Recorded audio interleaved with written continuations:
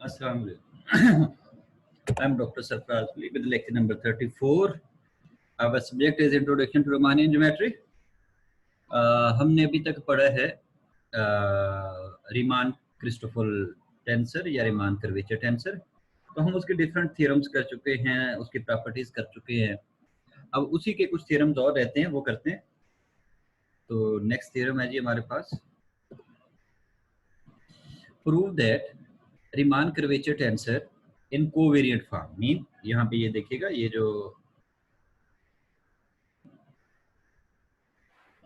मैं यहाँ हाईलाइट कर देता हूँ, स्पॉटलाइट है, ये जो है RIJKL, ये सारा इंडेक्स लोअर इंडेक्स उस पे दिया हुआ है और बेस पे दिया हुआ है, या मैं इसे कहूँगा सबस्क्रिप्ट के फॉर्म में दिया हुआ है। तो ये सारा इंडेक्स नीचे है, इसलिए हम इसे कहते हैं ये कोवेरिएंट इज इक्वल टू, हमने प्रूव करना है कि ये जो कोवेरिएंट क्रिस्टोफल टेंसर है वो इक्वल टू आएगा 1/this1, और ये सारा फार्मूला लिखा हुआ है, प्लस this1। तो ये हमने प्रूव करना है। तो चेक करते हैं जी। अब फार्मूले में हमारे पास कुछ टर्म्स लिखी हुई हैं। We know that curvature tensor in covariant form RIJKL is equal to, तो फार्मूला ये है हमारे पास। मैंने पहले भी बताया था, पिछले लेक्चर्स में भी आप इसे नोट करेंगे कि ये जो हमारे पास है ये फर्स्ट काइंड है, ये फर्स्ट काइंड है, ये सेकंड काइंड, ये वाला सेकंड काइंड क्रिस्टोफल सिंबल है। अब फर्स्ट काइंड में हम इसकी नोटेशन कैसे याद रखें? तो ये आपके पास IJKL है, यहाँ पे JLI K minus JKI L plus Christoffel symbol ILM, और ये सारा जैसे लिखा हुआ, ये हमारे पास डमी इंडेक्स। अब इसके हम वैल्यूज सब्स्टिट्यूट कर देते हैं। अब ये जो है हमारे पास क्रिस्टोफल सिंबल, ये वाला क्रिस्टोफल सिंबल, तो इसका ये फार्मूला है, वो हमने यहाँ पे ये कॉमा जो है ये पार्शियल डेरिवेटिव के लिए है, तो हमने इसको पार्शियल डेरिवेटिव लिख दिया, partial derivative with respect to k. तो इसका फार्मूला लिखेंगे, फार्मूला हमने पुट कर दिया, ये फार्मूला है गिवन इंडेक्स के अकॉर्डिंग आप इसे सब्स्टिट्यूट कर सकते हैं। तो यहाँ पे ये जो JKI है L के अकॉर्डिंग आपके पास डेरिवेटिव, वो हमने पुट कर दिया, प्लस ये टर्म एज इट इज आ गई ILM और MJK, और ये IKM और ये MJL, जो टर्म ये दो थी वो दोनों टर्म एज इट इज। हमने ये जो फर्स्ट काइंड था क्रिस्टोफल सिंबल वो हमने पुट कर। अब यहाँ पे ये जो हम डेरिवेटिव लिखते हैं, मैं यहाँ पे एक टर्म लिख के दे देता हूँ, ये जो हमने लिखा हुआ कॉमा, तो मैं एक टर्म लिख देता हूँ। हमारे पास ये है एक्चुअली पार्शियल, मैं G से ही टर्म लिखूंगा, JI या IJ, ये एक ही बात है, ये आपके पास सिमेट्रिक होता है ओवर पार्शियल x के पार, मैं L लिखता हूँ, मैं फर्स्ट टर्म को लिख रहा हूँ, तो this term is equal to JIJ,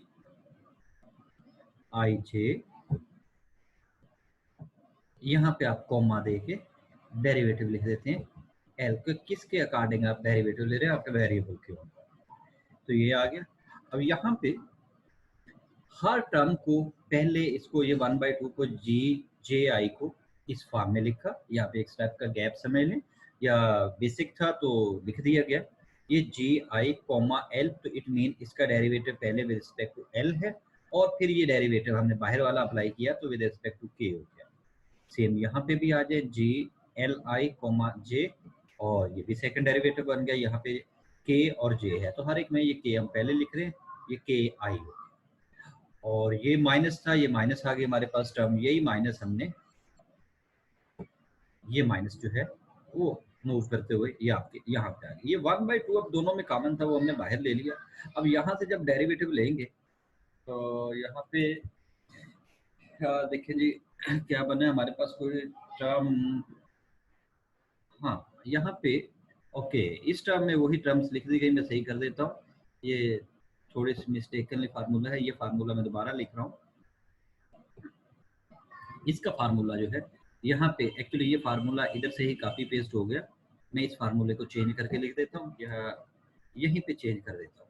यहाँ पे अगर JKI, ये जो था ये JK होगा आपका, ये K होगा, ये JKI और ये जो टर्म है ये जे आई, ये के होगा, और ये जो है ये आ जाएगा हमारे पास के आई,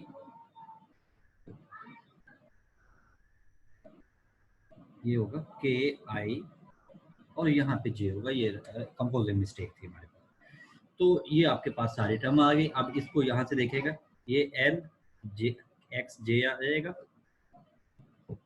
ये जो टर्म है ये एक्स एल एक्स के, ऊपर वाली टर्म एज इट इज। यहाँ पे ये के आई आना था, ये रॉन्गली लिखा गया है, इसे हम दोबारा चेंज कर देते हैं। तो ये टर्म है के आई, इसे दोबारा लिख देता हूँ। ये टर्म है हमारे पास के आई, और ये है जे के। ओके, ये सही लिखी गई है, वहाँ पे वो मिस्टेक लिखा हुआ था। अब यहाँ पे देखिएगा, इसमें से कौन कौन सी टर्म आपके पास कैंसिल हो जाएगी। आपके पास ये टर्म जो है पार्शियल स्क्वायर जे आई, और ये पार्शियल स्क्वायर ये टर्म, और ये टर्म, ये कैंसिल हो गई।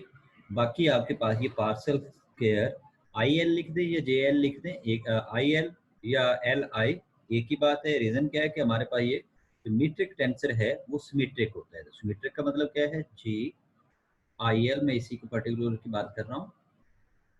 सिमेट्रिक है तो इज इक्वल टू, इसके इंडेक्स आप इंटरचेंज भी करें, मैं दोबारा लिख रहा हूँ उसी को, जी एल आई। इसके ये जो इंडेक्स है ये एल आई है, यहाँ पे आई एल लिख दिया कि हमें यहाँ आंसर में आई एल चाहिए था, तो हमने वही आई एल कर दिया। प्लस पार्शियल स्क्वायर, आप पॉजिटिव टर्म ये है जे के आई और एल, ये लिख दिया, ये टर्म आ गई। और यहाँ पे ये नेगेटिव वाली टर्म आ गई, ये के आई या आई के, ये लिख दिया। और ये वाला term partial square J L this one. तो जो आपको रिक्वायर था वो आंसर आ गया। तो सिंपल सा हमने किया क्या है, ये जो टर्म है, ये जो हमारा फार्मूले में गिवन था, एक्चुअली हमने जो कोवेरिएंट क्रिस्टोफर टेंसर जो दिया हुआ था फर्स्ट काइंड का, उसको एक्सपेंड करके लिखा और उसके मीट्रिक नोटेशन लिखा। ठीक है जी, तो यही फार्मूला था इसमें, यही हमने प्रूव करना था। प्रूव। नेक्स्ट थ्योरम है, prove that I J K L is equal to this one. ये सारा स्टेप वही, प्लस ये जो है सारा टेंसर जो है, ये सारी टर्म्स जो हैं वो first kind of Christopher symbol में आ जाए। तो जैसे अभी वही क्वेश्चन करके आए हैं, उसी क्वेश्चन में सिर्फ एक स्टेप का फर्क आएगा। ये पूरी की पूरी टर्म हमने वैसे ही लिख ली। यहाँ पे ये जो टर्म है, मैं यहाँ पे चले पहला स्टेप बता दूं। यहाँ पे हमारे पास ये जो टर्म थी, इन दो को हम चेंज करेंगे, ये दो एज इट इज, इसका फार्मूला हमने सॉल्व कर लिया। अब ये आई एल एम और एम जे के, और ये आई के एम और एम जे एल, इस दो स्टेप को या इन दो टर्म्स को हम चेंज करेंगे। तो हमने चेंज क्या किया, यहाँ पे ओके फार्मूले में ही लिखना है कि ये हमारे पास जो कोवेरिएंट डेरिवेटिव था, यहाँ से अगर मैं देखें चेंज करता हूँ, ये एम से ये एम आपका कॉन्ट्रैक्ट हो जाए तो ये पी इसके हेड पे चला जाएगा, या ये पी को इस पी से कॉन्ट्रैक्ट कर दो तो ये एम इसके हेड पे चला जाएगा। तो सिर्फ इतना सा फर्क है। या यहाँ पे मैं एक टर्म बना के दे देता हूँ,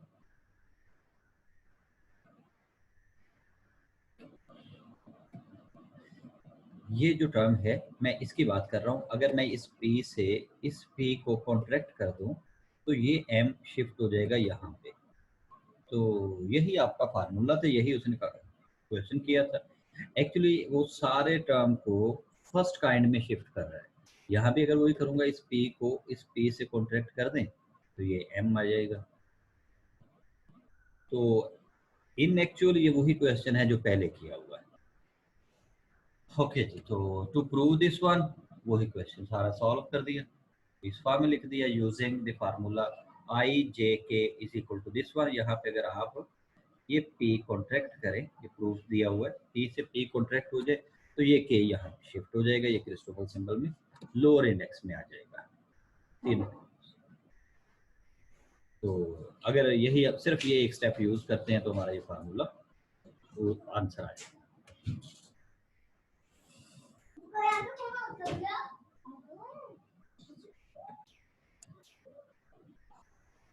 ओके जी, तो नेक्स्ट में चलते हैं जी। ये असाइनमेंट है आपके लिए, इसकी कोवेरिएंट कर्वेचर टेंसर के लिए 4 डेफिनेशन वो दी हुई है, प्रॉपर्टी समझ ले। यहाँ पे मैं थोड़ा थोड़ा बता देता हूँ कि फर्स्ट प्रॉपर्टी ये है आई J K L is equal to जे आई के एल। अगर हम सिर्फ पहले दो इंडेक्स को इंटरचेंज करते हैं, सिर्फ फर्स्ट 2 इंडेक्स को इंटरचेंज करें तो ये नेगेटिव होता है। तो इसे हम कहते हैं जो कोवेरिएंट कर्वेचर टेंसर है, ये जो कोवेरिएंट कर्वेचर टेंसर है, हमने आई और जे को इंटरचेंज किया तो जे आई आ गया, यहाँ पे हमारे पास नेगेटिव आ जाएगी। तो हम कहते हैं जो फर्स्ट 2 इंडेक्स को इंटरचेंज करें तो रिमानियन कर्वेचर टेंसर जो है कोवेरिएंट फॉर्म में वो नॉन सिमेट्रिक है या एंटी सिमेट्रिक है, या हम कहेंगे स्क्यू सिमेट्रिक है, ये साइन नेगेटिव आ गया। सेम इसी तरह वही फार्मूला हमने लिखा आई जे के एल, तो यहाँ पे एल के कर दे तो फिर भी ये एंटी सिमेट्रिक है। ओके, ये सेकंड हो गया। तो ये मीन किसी भी एक इंडेक्स का ऑर्डर चेंज करने पे ये हमारे पास एंटी सिमेट्रिक आता है। थर्ड पे है आई जे के एल। अगर हम इनको मैं यहाँ पे बना देता हूँ, ब्लॉक वाइज करते हैं, ये आई जे और इधर से के एल, इन दोनों को एज अ पेयर इंटरचेंज करें। आई जे को के एल की जगह पे और के एल को आई जे की जगह पे मीन पूरे ब्लॉक बना के इंटरचेंज करें तो ये हमारे पास सिमेट्रिक होता है। तो इसको हम कहते हैं ब्लॉक सिमेट्रिक। ये आपने प्रूव करना है। कैसे करेंगे? सिंपली वो जो आपका जनरली फार्मूला दिया हुआ है उस फार्मूले में आप इनकी ये प्लेस चेंज करें या इंटरचेंज करें तो आपके पास रिजल्ट आ जाए। नेक्स्ट है number 4, I J K L plus are आई के L J plus are I L J K is equal to 0। तो इन तीनों का अगर हम ऑर्डर चेंज करते हैं, यहाँ पे देखिए सिर्फ आई जो है ये आपका फिक्स है, आई फिक्स है, बाकी तीनों में आपने साइक्लिक ऑर्डर यूज किया। मैं ये कहूँगा आप लेते हैं जे के और नेक्स्ट है आपका एल। तो आपने फर्स्ट इंडेक्स जो आई है उसको फिक्स रखा, आई आई, और यहाँ पे बाकी तीनों में इस ये टर्म लिख दी जे के एल, सेकंड टर्म में आपने लिख दिया के एल जे, और लास्ट टर्म में आप लिख रहे हैं एल जे के। आई अपनी जगह पे रहा, आपने इसका साइक्लिक ऑर्डर ले लिया, उस साइक्लिक ऑर्डर में इन तीनों का जो सम है वो इक्वल टू 0 है, ये आपने प्रूव करना है। ये आपकी असाइनमेंट होगी इसके। नेक्स्ट है बड़ा इंपॉर्टेंट थ्योरम है कि आपके पास जो कोवेरिएंट ये है कोवेरिएंट कर्वेचर टेंसर, उसके हम बताना चाह रहे हैं कि नंबर ऑफ इंडिपेंडेंट या number of distinct, prove that the number n of distinct non vanishing components of the covariant curvature tensor R I J K L is कितने होंगे, n square into n minus 1/12। इतने distinct, या ये कह लें कि हम इसे इंडिपेंडेंट भी कह देते हैं, इंडिपेंडेंट वेरिएबल्स हैं। तो उसका प्रूफ है। अब आपने अभी देखा ये जो असाइनमेंट में मैंने 4 प्रॉपर्टीज दी हैं, उन प्रॉपर्टीज में पहली प्रॉपर्टी ये है आपके पास कि ये अपने फर्स्ट 2 इंडेक्स में एंटी सिमेट्रिक है। सेकंड प्रॉपर्टी है ये सेकंड 2 इंडेक्स में सिमेट्रिक है, एंटी सिमेट्रिक है। थर्ड है इसमें ब्लॉक सिमेट्री है। फोर्थ ये है कि इनका साइक्लिक ऑर्डर लें तो 0 आता है। अब हम कह रहे हैं since are I J K L is a tensor of order 4, therefore its total number of components are n power 4। तो जितने किसी टर्म का इंडेक्स होते हैं किसी टर्म का जितना इंडेक्स है उसके नंबर ऑफ कंपोनेंट्स भी वही आ जाते हैं, उसके पावर ले लेते हैं। यहाँ पे n आपके पास नंबर ऑफ वेरिएबल्स है और 4 जो है वो नंबर ऑफ इंडेक्स है यहाँ पे जो दिया हुआ। तो उसके अकॉर्डिंग जैसे आपके पास क्वेश्चन होगा उसे आप सॉल्व कर लेते हैं। तो ये थ्योरम प्रूव कर लेते हैं। कहते हैं जी due to the properties 1 to 4 of IJKL mentioned above, all the n4 components are not distinct।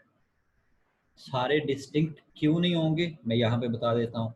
अब जैसे फॉर एग्जांपल मैं इस पे बात कर रहा हूँ, ये IJKL ये पेयर वाइज जब चेंज होंगे तो ये सेम आ जाएंगे।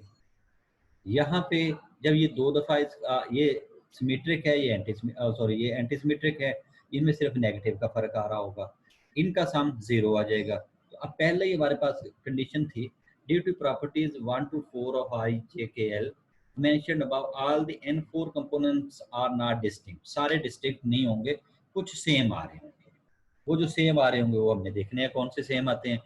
Here are try to find the number of distinct non-vanishing components of RIJK।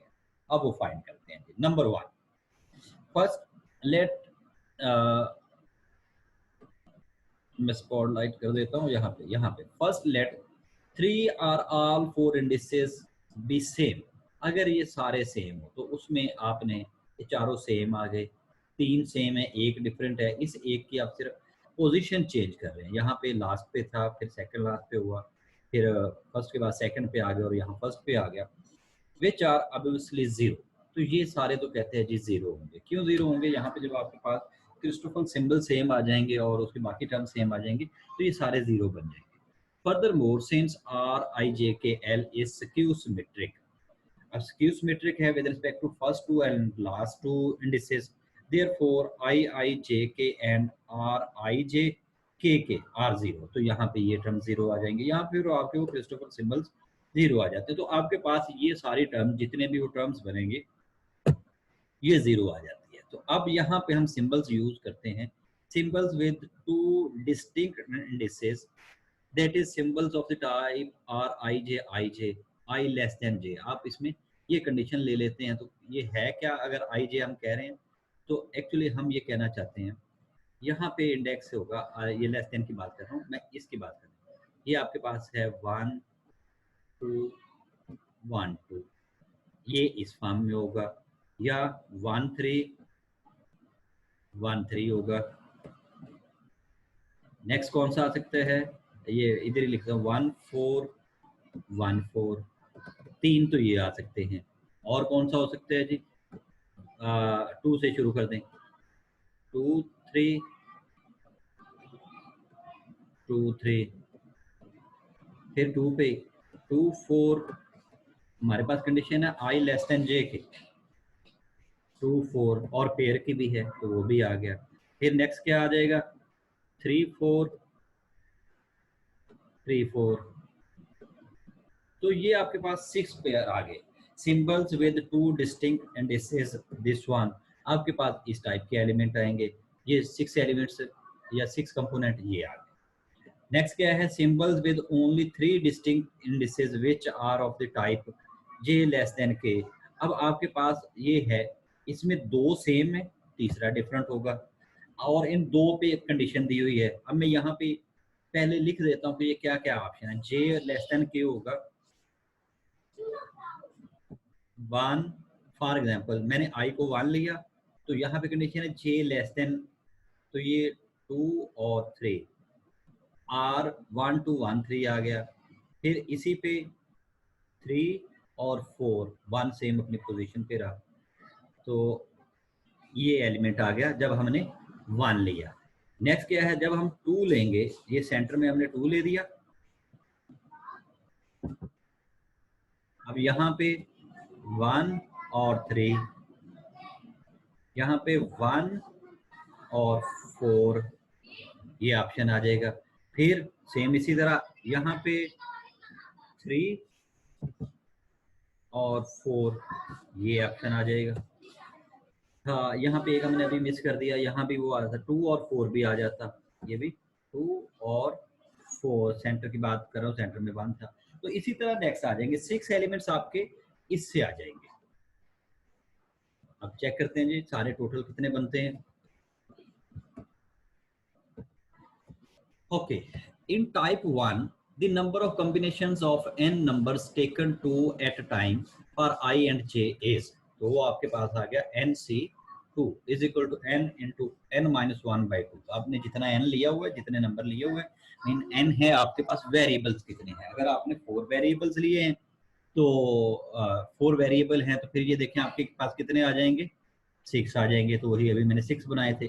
अगर आपके पास वेरिएबल 2 है 3 है तो यहाँ पे 3 और 2 तो 3 आ जाएंगे, तो फर्स्ट काइंड के 3 आ जाएंगे। अब सेकंड काइंड में आ जाएंगे, जैसे वहां मैं एलिमेंट लिख आया हूँ, in type 2 there are 3 groups, अब दो ग्रुप बने, I less than J less than K एक ग्रुप ये बन सकता है, J less than I less than K, J less than K less than I. तो ये आपके पास ग्रुप बन गए, ये 3 ग्रुप बन गए कि आपके पास जो पेयर्स हैं वो इन फॉर्म में होंगे। एक्चुअली आपके पास वहां पे जो एक कंडीशन है वो सिर्फ ये है कि जो जे लेस देन के हो, तो वो देखिए जे हर कंडीशन में लेस देन के है। आई की कंडीशन डिफरेंट है, मैं एलिमेंट वहां पे लिखा हूं, उन एलिमेंट के अकॉर्डिंग आप यहाँ पे देखिए क्या बनते हैं। Thus the number of combinations of n numbers taken at a time is, n to क्या बनाया 3, एन सी 3।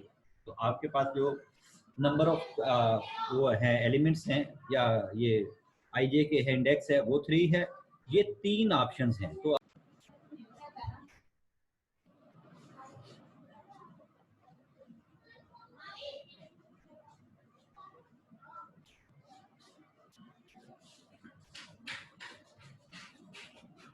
ओके, तो यहाँ पे ये आपके पास ऑप्शन आ गए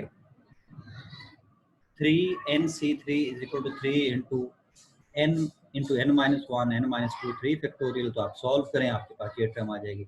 इन type 3 the number of combinations of n numbers taken 4 at a time is. तो आपने वो 4 लिए, 2 ऑप्शन है आपके पास, 2 इंटू एन सी 4 आ गया। तो यहाँ पे 4 फैक्टोरियल इज दिस वन। तो इन तीनों को आप ऐड कर दें, hence the total number of distinct non-vanishing components of the covariant curvature tensor is n is equal to n1 plus n2 plus n3। आपने ये तीनों ऐड अप किए तो आपका फार्मूले में ये टर्म आ गई n स्क्वायर इंटू, यहाँ पे देखिएगा n square into n minus one n square over 2। तो ये आपका फार्मूला बन गया, ये आपका फार्मूला है जी। आगे इसके एग्जाम्पल दी हुई हैं। अगर आपके पास नंबर ऑफ वेरिएबल 2 हों, 3 हों, 4 हों, तो हर एक के आंसर से लिखे हुए। ठीक है जी, तो ये सारे आप चेक कर लें कौन कौन से आते हैं। ये आपके पास नंबर ऑफ वेरिएबल्स आएंगे इसके, ये हम नेक्स्ट लेक्चर में दोबारा देखेंगे।